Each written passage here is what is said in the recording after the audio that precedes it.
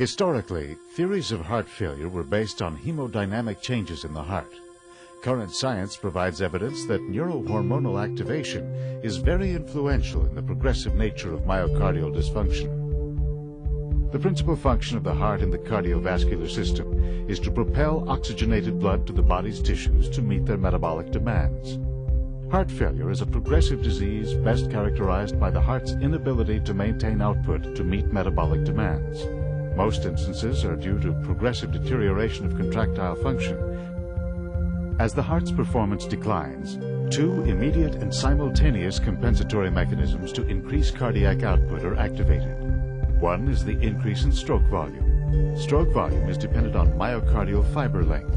Increasing muscle fiber length against an increasing preload leads to increased cardiac output.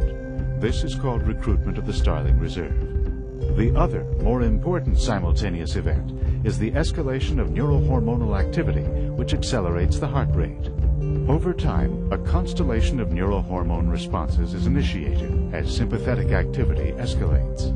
Rising catecholamines, especially norepinephrine, and rising angiotensin activity stimulates enlargement of the myocardial mass, a process called ventricular remodeling. Continued ventricular enlargement reduces the heart's ability to pump against an increasing workload. Initially, activation of sympathetic, renin-angiotensin and other neurohormone systems, including cytokines, benefit the failing heart. The sympathetic stimulation by norepinephrine, predominantly on the beta-1 adrenergic receptors, continues to increase heart rate and contractility. Over a prolonged time, excessive catecholamine stimulation ceases to be beneficial, and remodeling becomes maladaptive.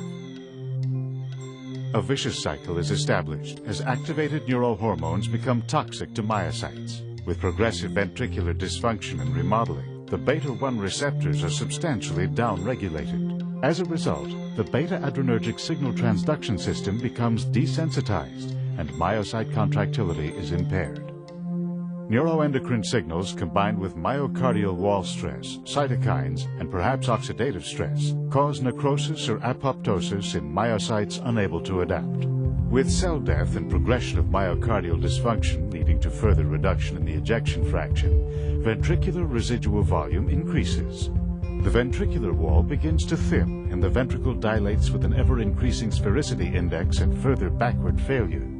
Unable to empty the residual volume, resulting pressure behind the left ventricle rises, increasing fluid in the lungs and peripheral resistance.